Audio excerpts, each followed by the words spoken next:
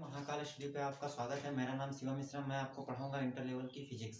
Physics का पहला chapter है, सेकंड फिजिक्स का पहला चैप्टर, जो कि लाइट। आप लोग देख रहे होंगे प्रकाश, लाइट जो कि हमारा पड़ा हुआ है। प्रकाश, हम सभी लोग जानते हैं कि अगर प्रकाश ना हो तो हम कुछ भी नहीं देख सकते, ना कि अनुभव, कुछ भी देख नहीं सकते और अनुभव भी नहीं कर सकते हैं। प्रकाश ही हमको सब व्यक्ति और वस्तुओं का ज्ञान कराती है। अगर प्रकाश ना हो तो हमारी आंखें कुछ नहीं देख सकती हैं।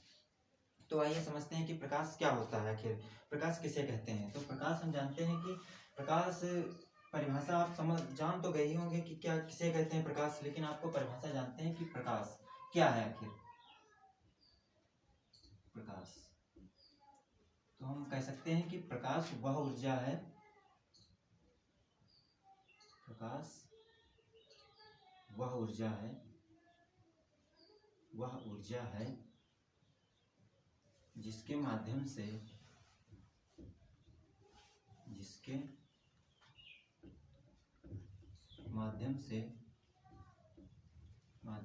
हम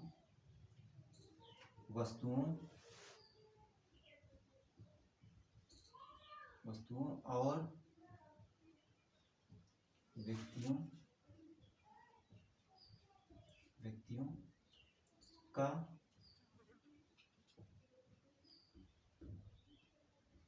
अनुभव करते हैं, उसे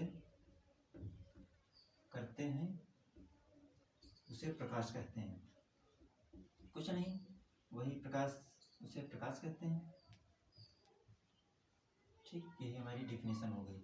आपको डिफिनेशन अगर बोर्ड एग्जाम में पूछ नहीं जाती है, लेकिन अगर आपसे कोई पूछ दे कि क्या प्रकाश होता है, तो हम कह सकते हैं कि प्रकाश वह ऊर्जा है जिसके माध्यम से हम किसी वस्तु या व्यक्तियों को देख सकते हैं या अनुभव कर सकते हैं। ठीक, तो आइए अब ये हम समझ चुके हैं। आप जानते हैं कि प्रकाश के गुण, ये जो गुण हैं ये बहुत ही इंपॉर्टेंट है।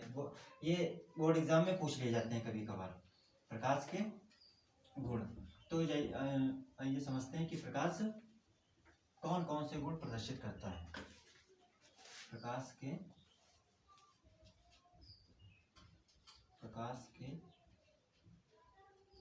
के गुण, ये गुण जो हम बताने जा रहे हैं, ये एग्जाम में ज़्यादा से ज़्यादा 3 से 4 नंबर में पूछे जाते हैं। और जितने हम आपको बताने जा रहे हैं सिर्फ इतने ही पूछे जाएंगे। अगर आप इतने लिख देते हैं तो आपके नंबर नहीं कटेंगे। सब 3 से 4 जितने नंबर में अगर पूछा जाएगा तो वो उतने नंबर एग्जामिनर दे देगा। तो पहला हम जानते हैं कि प्रकाश जो होता है वो सीधी रेखा में चलता है। जो प्रकाश होता है वो कभी इधर उधर नहीं चलता है, सीधी रेखा में गति करता है, अर्थात सीधी रेखा में चलता है। तो प्रकाश, नंबर 1, प्रकाश सीधी रेखा में गमन करता है, अर्थात चलता है, गमन करता है। ठीक, चलता है या गति करता है, बात एक ही है। फिर नंबर 2, हमको ये प्रकाश दिखता है, इसकी तरंग दैर्घ्य 39 एंगस्ट्रॉम से 7800 एंगस्ट्रॉम होती है। ये अगर इतनी तरंग दैर्घ्य होती है तो हम देख सकते हैं वस्तुओं को, वरना नहीं देख सकते हैं। तो दूसरा क्या हो जाएगी, दृश्य प्रकाश की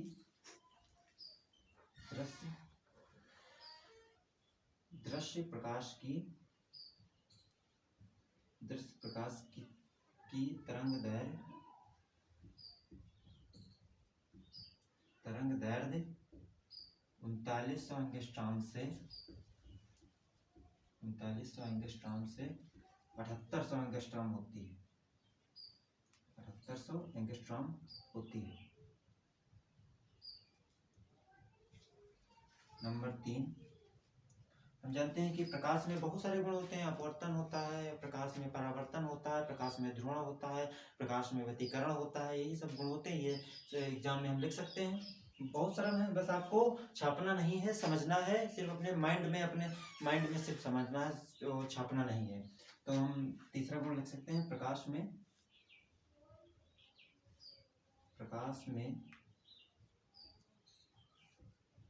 परावर्तन की घटना पाई जाती है। ये भी आपको हम गुण बता रहे हैं और आगे इसकी डिफिनेशन आएगी, परावर्तन, अपवर्तन, पूर्णांतिक परावर्तन और ये प्रिज्म रिज्म, ये सब आपको पढ़ाना है, आगे चैप्टर में मिलेगा। तो घबराना मत, धीरे धीरे समझते चलना, आपको सब समझ में आ जाएगा। ओके दोस्त, इतने गुण हमारे हो गए हैं, तो आइए आगे समझते हैं क्या होते हैं। नंबर 4 हमारा गुण है, जिसे परावर्तन हो गया। अब हम लिख सकते हैं कि प्रकाश में अपवर्तन की घटना पाई जाती है, कि प्रकाश में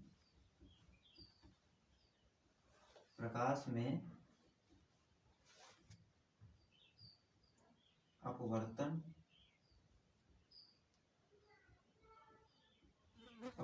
की घटना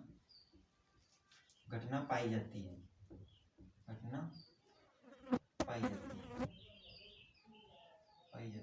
5 से 6 अगर आप लिख देते हैं तो आपके नंबर नहीं कटेंगे। ओके दोस्त, तो आइए निकालते हैं, आगे देखते हैं। आपको शायद नीचे दिख नहीं रहा होगा, तो आगे समझते हैं। घबराना नहीं है, बस धीरे धीरे समझते चलना। आपको एक एक चीज, एक एक डिफिनेशन और एक एक डेरिवेशन सब समझ में आ जाएगा, कुछ कठिन है ये नहीं, बस आपको धीरे धीरे समझते चलना है। तो अपवर्तन हो गया, आप लिख सकते हैं। नंबर 4 हो गए थे, 5वां लिखें कि प्रकाश में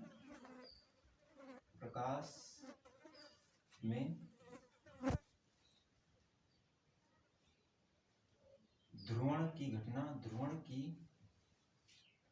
घटना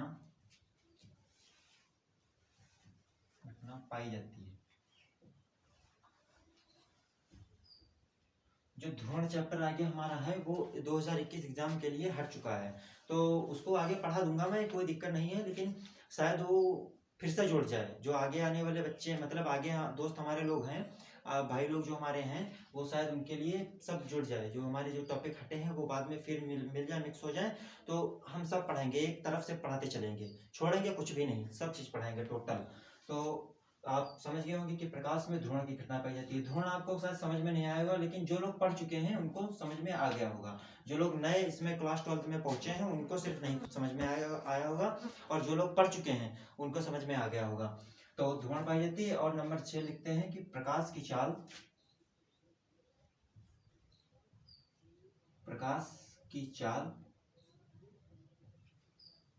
3 × 10⁸ मीटर प्रति सेकंड होती है। बस इतने हम लिख दें, हमारा काम हो जाएगा, मतलब हमको नंबर मिल जाएंगे, काम नहीं हो जाएगा हमारा, नंबर मिल जाएंगे हमारे, बस और क्या है। तो आपको आई होप ये समझ में आया होंगे प्रकाश के गुण कौन कौन से होते हैं, यही गुण लिख देना, कोई दिक्कत नहीं है, आपको टोटल नंबर मिलेंगे, कटेंगे नहीं। ओके दोस्त, इतना आपको समझ में आया होगा। अब आइए हम समझते हैं कि दीपशील वस्तुएं हमारी क्या होती हैं। इसको मिटाते हैं और आपको समझाते हैं कि दीपशील वस्तुएं क्या होती हैं। दीपशील वस्तुएं, दीपशील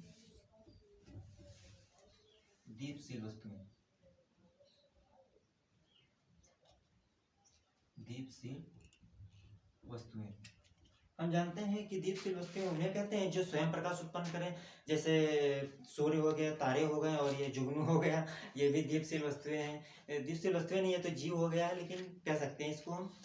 तो हम लिखते हैं कि दीपशील वस्तुएं क्या होती हैं। वे वस्तुएं, डिफिनेशन आपको छापनी नहीं है, सिर्फ समझना है हमको, इसलिए हम छाप रहे हैं। जो हमारे कमजोर दोस्त हैं उनके लिए हम छाप रहे हैं, जो डिफिनेशन लिख नहीं सकते उनके लिए हम सिर्फ लिख रहे हैं। और जो लोग पढ़ चुके हैं, जिनको आता है, सब आता है, वो घबराएंगे नहीं, ना ओवर कॉन्फिडेंस बनेंगे। कोई बार किसी समय एग्जाम में ऐसी चीज पूछ लेता है जो हमको आता है लेकिन हम नहीं लिख पाते हैं, तो उसी के लिए हमको सब चीज पढ़ लेके चलना है, कुछ भी नहीं छोड़ना है। तो हम समझते हैं कि दीपशील वस्तुएं क्या होती हैं। वे वस्तुएं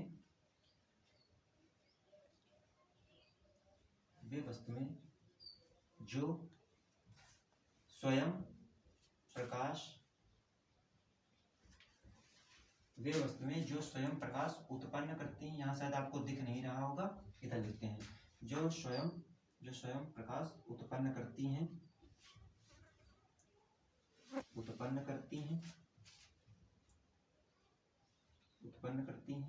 उन्हें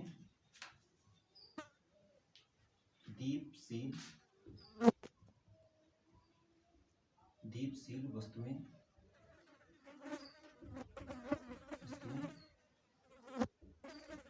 कहते हैं। ओके दोस्त, क्लियर। जैसे में लिख सकते हैं सूर्य, जैसे जैसे लिख सकते हैं हम सूर्य, और तारे भी लिख सकते हैं। तारे में स्वयं का प्रकाश होता है, वो किसी से प्रकाश लेता नहीं, तारे हमेशा अपने ही प्रकाश से जलते मतलब चमकते हैं, तारे जैसे लिख सकते हैं आदि, बस और क्या। इसी प्रकार हम जानते हैं कि अदीपशील वस्तुएं, कौन सी दोस्त? अदीपशील वस्तुएं, दीपशील, अदीपशील वस्तुएं। अदीपशील वस्तुएं क्या होती हैं, आइए समझते हैं हम लोग। अदीपशील वे वस्तुएं होती हैं, आपको समझ में आता ही होगा कि ये दीपशील वस्तुएं हो गई, और जो स्वयं प्रकाश उत्पन्न ना करें वे अदीपशील वस्तुएं हो गई। हम जानते हैं जैसे वे वस्तुएं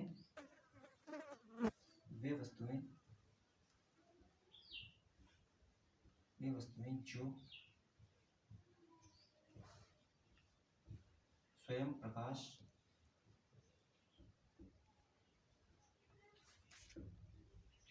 उत्पन्न नहीं करती हैं,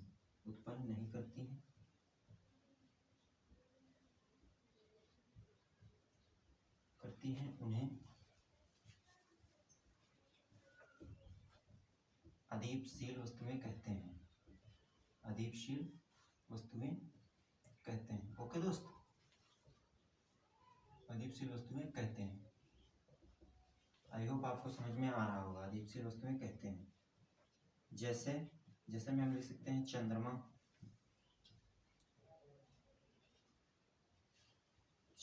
हो गया हमारा, चंद्रमा हो गया, और हमारा ये हो गया सोलर लाइट हो गई,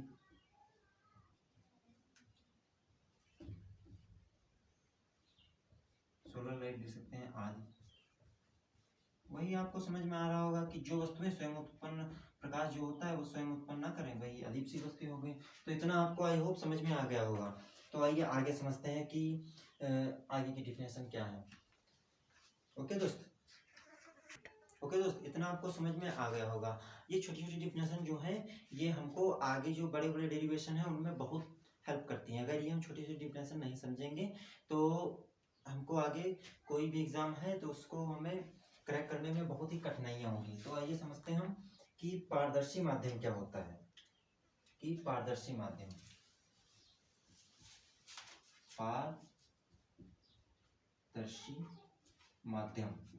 कि ये पारदर्शी माध्यम होता क्या है आखिर। पारदर्शी माध्यम जो लोग पढ़ चुके हैं वो तो जानते ही होंगे, उनको क्या बताना है। समझते हैं आप लोग कि पारदर्शी माध्यम वही होता है जिसमें कोई प्रकाश की किरण, जैसे हमने ये कोई माध्यम ले लिया है, ये हमारा एयर है, ये वायु हमारा वायु है, इसमें भी वायु है और इसमें भी वायु है। ओके दोस्त, ये हमारी कोई प्रकाश की किरण यहाँ से आई, ठीक, यहाँ से चली प्रकाश की किरण, यहाँ से चली, टेढ़ी हो गई, सीधी रेखा में प्रकाश गमन करता है लेकिन हमसे लाइन टेढ़ी हो गई, सॉरी, ये सीधी रेखा में वही प्रकाश की किरण, और ये यहाँ से निकल गई। ओके दोस्त, तो हमारा यही पारदर्शी माध्यम है कि एक माध्यम से प्रकाश की किरण यदि दूसरे माध्यम में पार कर जाए, चली जाए, तो उसे ही हम पारदर्शी माध्यम कहते हैं। और यही यदि इस माध्यम में अगर हम पॉलिश कर दें, जैसे कोई सतह है कांच की, कुछ कोई भी सतह है वस्तु, उस पर अगर पॉलिश कर दी जाए, कोई भी दर्पण है, कोई भी वो लेंस है, अगर उस पर हम पॉलिश करते हैं, ऐसे करके ऐसे अगर पॉलिश करते हैं, तो यही अभी इसका ये प्रकाश की किरण आ रही है तो इसका परावर्तन हो जाएगा, यही किरण मुड़कर दूसरी दिशा में चली जाएगी, उल्टी दिशा में, स्वतः वापस दिशा में चली जाएगी। तो यही प्रकाश का परावर्तन होता है। तो ये आगे समझेंगे, आपको पारदर्शी माध्यम समझना है। तो आइए समझते हैं पारदर्शी माध्यम क्या होता है। वही माध्यम जिसमें प्रकाश की किरण एक माध्यम से दूसरे माध्यम में गमन कर सके, उसे ही प्रकाश की किरण पारदर्शी माध्यम कहते हैं। तो हम लिख सकते हैं वह माध्यम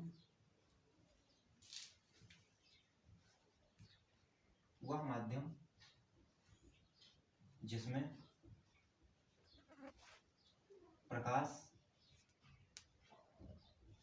की किरण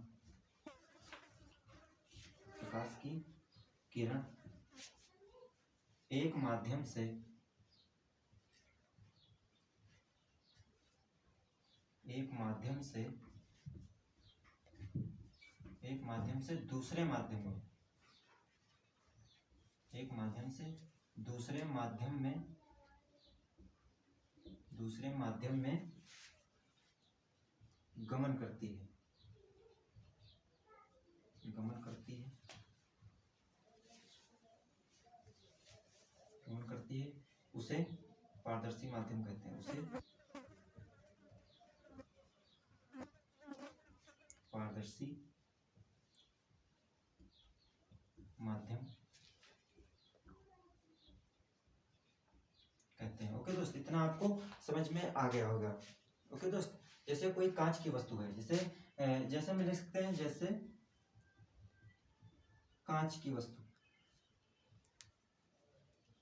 कांच की वस्तु, कांच की वस्तु।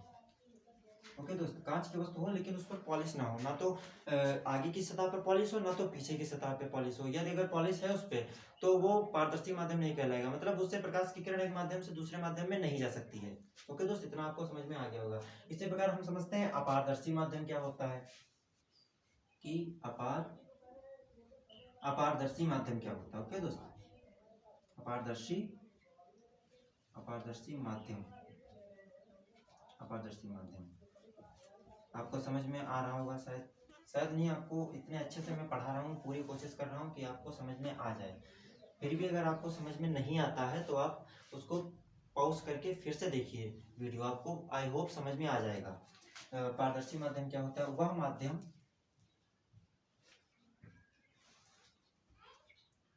माध्यम जिसमें प्रकाश की किरण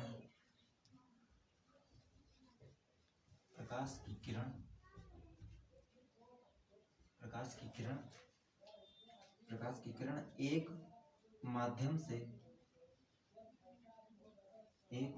से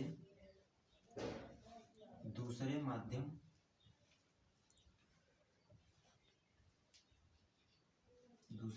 में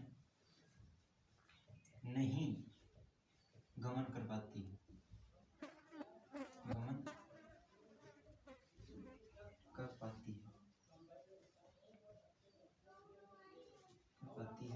उसे अपारदर्शी माध्यम कहते हैं। कौन सा माध्यम, अपारदर्शी माध्यम कहते हैं, अपारदर्शी माध्यम कहते हैं। जैसे पॉलिश की हुई कोई सतह है, ओके दोस्त, और हाँ, जैसे में लिख सकते हैं हम पॉलिश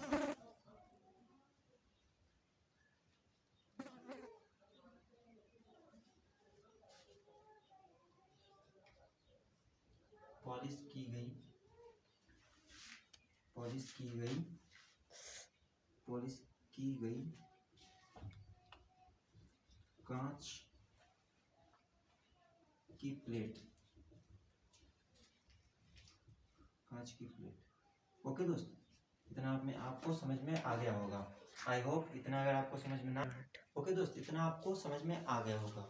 आई होप आप लोग समझ रहे होंगे अच्छे तरीके से। तो आइए अब हम आगे समझते हैं कि प्रकाश का, हम अभी डिस्कस कर रहे थे कि प्रकाश का परावर्तन क्या होता है। तो आइए हम लोग समझते हैं प्रकाश का परावर्तन।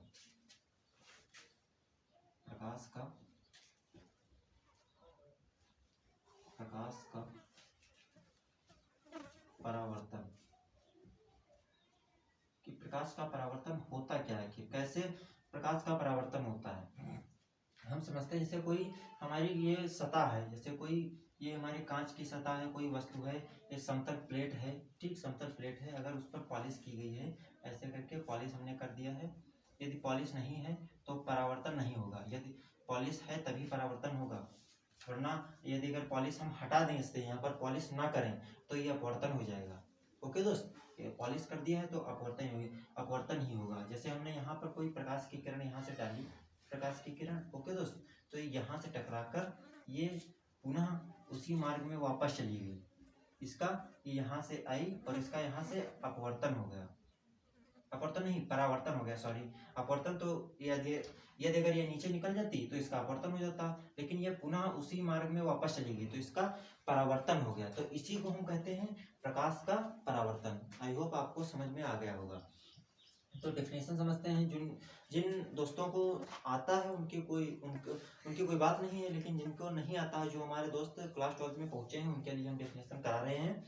तो आई होप आप सभी को समझ में आ रहा होगा। तो प्रकाश का परावर्तन समझते हैं कि जब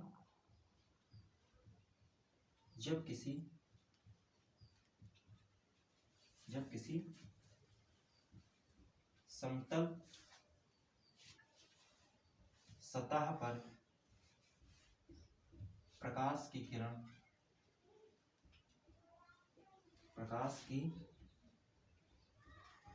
किरण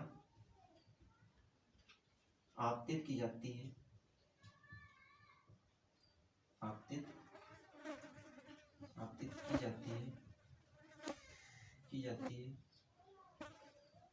तो वह सतह से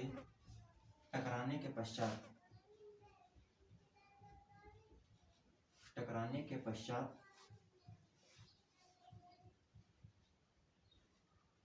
पुनः उसी मार्ग में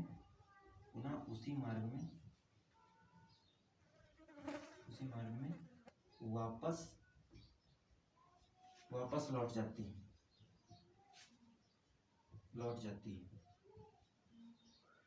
यही घटना हमारी प्रकाश का परावर्तन कहलाती है। इसी घटना को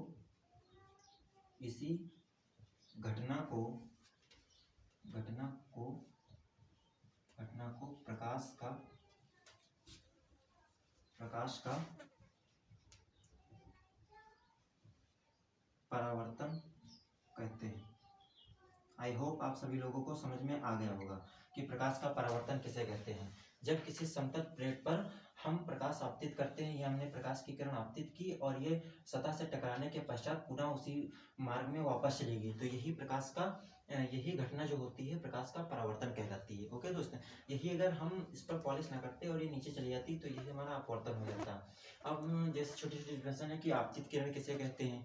यही जैसे जो किरण प्लेट की ओर आती है, आपतित होती है, आती हुई प्रतीत होती है, उसे ही हम आपतित किरण कहते हैं। और परावर्तित किरण किसे कहते हैं। परावर्तित किरण उसे कहते हैं जो किरण सतह से दूर जाती हुई प्रतीत होती है, ये दूर जा रही है ना, दूर जाती हुई प्रतीत होती है, उसे ही हम परावर्तित किरण कहते हैं। ओके दोस्तों, इतना आपको समझ में आ गया होगा। आज ये मेरा पहला लेक्चर है। आई होप आप सभी लोगों को समझ में आया होगा।